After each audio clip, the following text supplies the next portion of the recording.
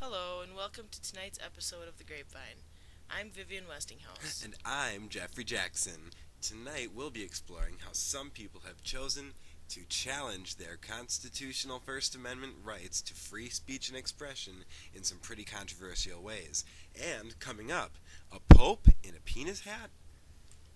Our first story tonight looks at the age-old battle between artistic religious expression versus our government.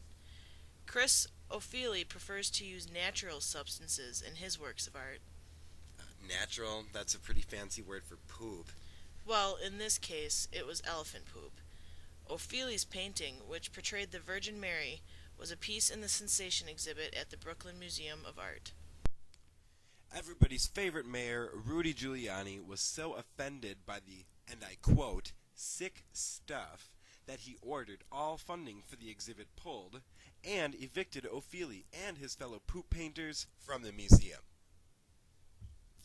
It was said that evicting the museum and canceling their funds was unconstitutional, and after several months of proceedings, the courts culminated in an agreement that made the city repay the withheld funds as well as another $5.8 million in damages. $5.8 million? That's a lot of money for what really just amounts to a crappy painting. Our next story comes to you from Topeka, Kansas at Washburn University, where one of 5 winning entries in an annual art sculpting contest was a piece called Holier Than Thou. The piece was erected by Jerry Boyle of Longmont, Colorado, and depicted the head and torso of an unnamed clergyman wearing a mitre, the tall hat that's commonly worn by Catholic bishops, cardinals, and popes. It was argued by some that the clergyman depicted was sculpted with a grotesque facial expression and a penis hat. Actually, the bishop's hat did resemble an actual mitre, but even I will admit it definitely had a phallic resemblance. Indeed, people were offended. A professor and a student filed lawsuits and demanded the removal of the statue immediately.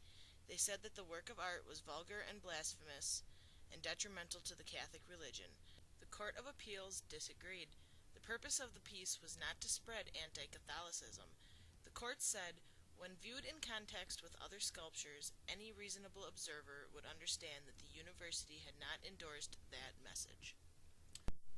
So our next discussion tonight deals with copyright law. First up is a story about Tom Forsyth and his photographic parody of our culture's objectification of women entitled Food Chain Barbie. Mattel sued the artist, claiming that Forsyth had violated the Barbie copyright. Courts found the Food Chain Barbie exhibit to be allowable under the government's fair use exemption, as they thought the exhibit to be a parody of everything the Barbie doll had come to signify. Because a parody is acceptable under the fair use laws, artist Tom Forsyth had committed no crime. A spokesperson for world-famous toy company Mattel issued the statement, "We are not amused." Another instance of near copyright infringement was from 1993 when Paramount Pictures used photographer Annie Leibowitz's 1991 photo of a very pregnant and even more naked Demi Moore for the cover of Vanity Fair.